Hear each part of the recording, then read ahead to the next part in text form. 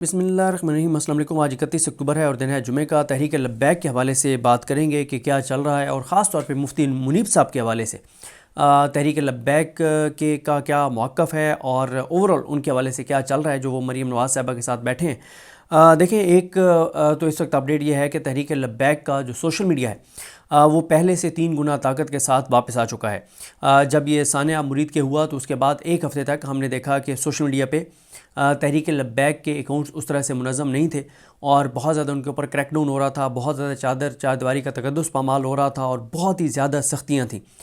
ऐसा नहीं है कि अब सख्तियाँ नहीं हैं, लेकिन हमने पिछले कोई एक हफ़्ते से ये देखा है, बल्कि यानी 20-21 तारीख से वो रीऑर्गेनाइज़ होना शुरू हुए थे। लेकिन इस वक्त अगर आप देखते हैं तो तहरीक लब्बैक का सोशल मीडिया पहले से 3 गुना ताकत के साथ वापस आ चुका है।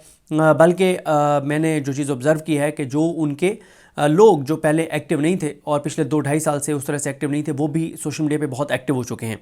और इस वक्त आप टिकटॉक उठा के देखें, आप ट्विटर उठा के देख लें, आप फेसबुक उठा के देख लें, आपको बहुत बड़ी प्रेजेंस जो है वो तहरीक लब्बैक के लोगों की जो है वो नज़र आती है। और देखें, ताकत के साथ आप किसी एक जमात को कुचल सकते हैं, आप एक ग्रुप को कुचल सकते हैं, आप चंद लोगों को कुचल सकते हैं, लेकिन आप नज़रिए को ताकत के साथ नहीं कुचल सकते। और इस वक्त जिस तरह से मैं आपको अर्ज़ कर रहा हूँ कि हाँ, एक इसलिए इस वक्त तहरीक लब्बैक के लिए एक बहुत बड़ा क्राइसिस है और वो क्राइसिस ये है कि उनकी शुरा के जितने भी वो अरकान थे जिनका बड़ा इन्फ्लुएंस था, जिनका बड़ा असर था अपने कारकुनान के ऊपर, अपनी तंजीमों के ऊपर, इस वक्त वो तमाम जो है वो अरेस्टेड हैं, वो तमाम लोग गिरफ़्तार हैं, ये जबरी तौर पे मुश्तहर कर दिए गए हैं। इसलिए जो उनकी सेंट्रल कैबिनेट है, जो उनकी मरकज़ी शूरा है, उनके लोग क्योंकि इस वक्त सामने नहीं हैं, तो इसलिए आपको कोई उनका वाज़े और ठोस एग्रेसिव लाए अमल जो है वो नज़र नहीं आ रहा। और वैसे भी क्योंकि उनके तमाम जो मदारिस हैं और मसाजिद हैं वो सील कर दी गई थी, गो कि उस पर मैं आगे चल कर बताता हूँ कि मुफ्ती मुनीब साहब के हवाले कर दिया गया उनको। लेकिन वो हो गया, फिर उनके लोगों के घरों के ऊपर चारदीवारी का तकद्दुस पामाल और बहुत कुछ हुआ, जिस वजह से उनके लोग उस तरह से एक्टिव, तंजीमी लोग एक्टिव नहीं हैं। अलबत्ता उनका सोशल मीडिया एक्टिव हो चुका है, ओवरसीज़ पाकिस्तानियों के अंदर एक उनको बड़ी सपोर्ट जो है वो मिल रही है। वैसे ज़ाहिर है हर पाकिस्तानी, चाहे उसका ताल्लुक़ किसी भी मकतबा फ़िक्र से है, किसी भी उनका मतलब उसके लिए तो मुसलमान होना भी ज़रूरी नहीं है, आपका किसी भी मज़हब से ताल्लुक़ हो, जो कुछ मुरीद के में हुआ है उसको कोई भी जस्टिफाई जो है वो नहीं कर सकता। तो ये है मामला। एक और ख़बर जो आपने देखा होगा कि एक ख़बर फीड की गई है जिसमें एक आ गया है कि साद रिजवी और अंस रिजवी जो हैं वो वहाँ से भाग गए थे और वो फ़लानी जगह छुपे रहे और वहाँ से निकल के फ़लानी जगह गए, फ़लानी जगह से निकल के फ़लानी जगह गए और फिर वो आज़ाद कश्मीर पहुँच गए। फिर उन्होंने पता नहीं पेंट कोट पहन लिया। पेंट कोट मतलब खुदा के लिए कोई मतलब झूठ बंदा वो बोलता है जिसको पकड़ने में टाइम लगे। जहाँ जिस तरह से उस दिन ऑपरेशन किया गया, यानी IG पंजाब, IG इस्लामाबाद, 30-35 हज़ार की फ़ोर्स और पूरा इस तरह का घिराव। 26 नवंबर और मुरीद के में एक फ़र्क था। 26 नवंबर को जब जो कुछ हुआ उसके बाद लोगों के लिए भागने के रास्ते मौजूद थे, वहाँ से निकलने के रास्ते मौजूद थे, लेकिन मुरीद के में तो ऐसा घिराव था कि कोई परिंदा भी वहाँ से नहीं निकल सकता था, इंसान तो कोई दूर की बात है। तो मैं कम से कम इस स्टोरी को बिल्कुल नहीं मानता कि साद रिजवी और अंस रिजवी वहाँ से भाग गए। मैं इस स्टोरी को बिल्कुल नहीं मानता। मैंने वैसे कुछ प्रेस रिलीज़ और कुछ शख्सियात के बारे में आपको बताना है कि इस वक्त जो है वो एक तकसीम पैदा हो गई है सुन्नी तंजीमों के अंदर भी। एक वो ग्रुप है और जिसको मुफ्ती मुनीब साहब लीड कर रहे हैं, उसका क्या पॉइंट ऑफ व्यू है और जो दीगर सुन्नी तंजीमें हैं उसमें कौन कौन है, उनका क्या पॉइंट ऑफ व्यू है, उस पर हम आते हैं। लेकिन शुरू में एक चीज़ आपको अर्ज़ कर दूँ कि यानी उस टॉपिक पे जाने से पहले शुरू में कि मुफ्ती मुनीब साहब के हवाले से ना इस वक्त 2 आ रहा है। एक राय है तहरीक लब्बैक के सोशल मीडिया अकाउंट्स के ज़िम्मेदारान।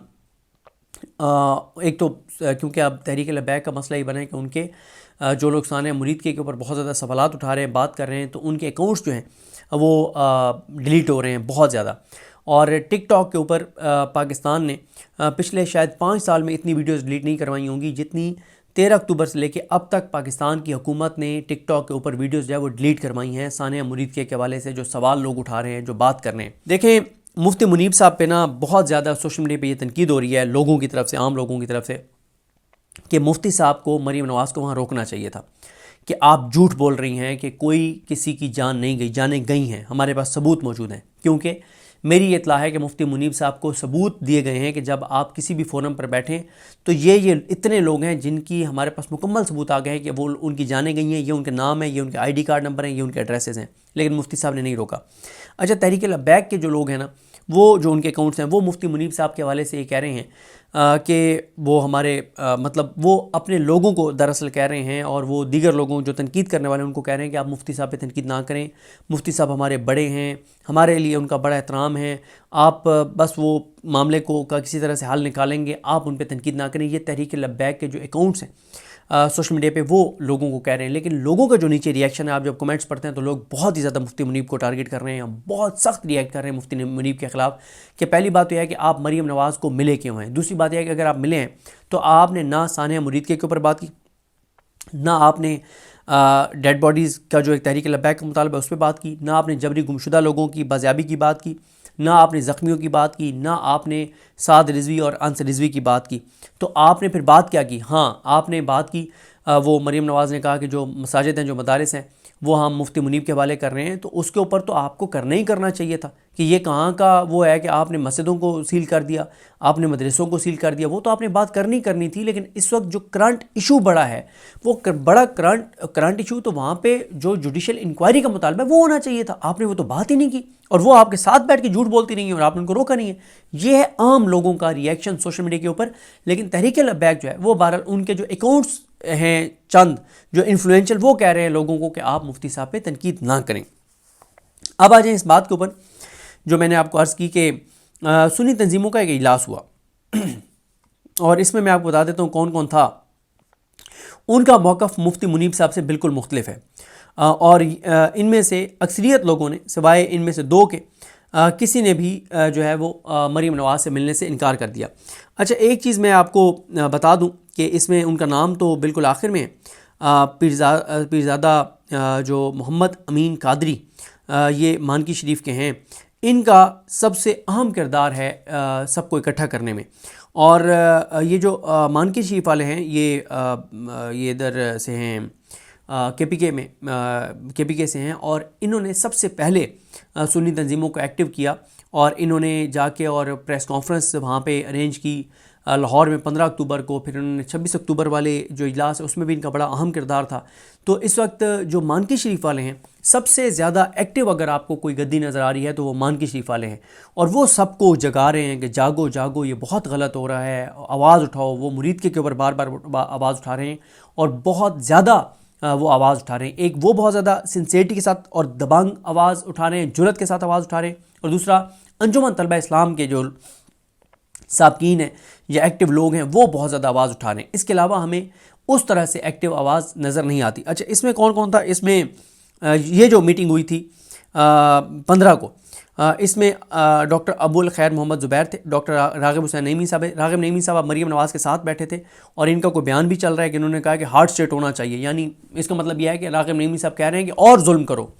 اچھا، کیونکہ ان کو عہدہ دیا ہوا ہے نا نون لیگ نے. ظاہر ہے جب نون لیگ کسی کو عہدہ دیتی ہے تو پھر عہدے کی وفات بھی کرنی پڑتی ہے نا. پھر آپ اپنے نظریے کو چھوڑ دیتے ہیں، پھر آپ اپنے لوگوں کو چھوڑ دیتے ہیں کہ سنیوں کے ساتھ کیا ہو رہا ہے، لوگوں کے ساتھ کیا ہو رہا ہے، انسانوں کے ساتھ کیا ہو رہا ہے، چھوڑ دو. عہدہ ملا ہوا ہے نا، بس ٹھیک ہے، عہدے سے وفا کرو.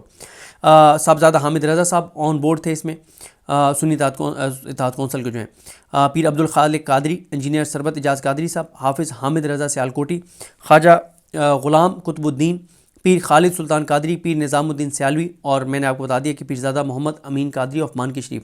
ان کے اس دن جو مشترکہ ان کا اعلامیہ تھا وہ بڑا مناسب تھا، اس میں جائز مطالبات تھے. اس میں انہوں نے کہا کہ حکومت تحریک لبیک کے ساتھ فوری طور پر مذاکرات شروع کرے، اہل سنت کی مساجد، مدارس اور گھروں پر چھاپے بند کیے جائیں.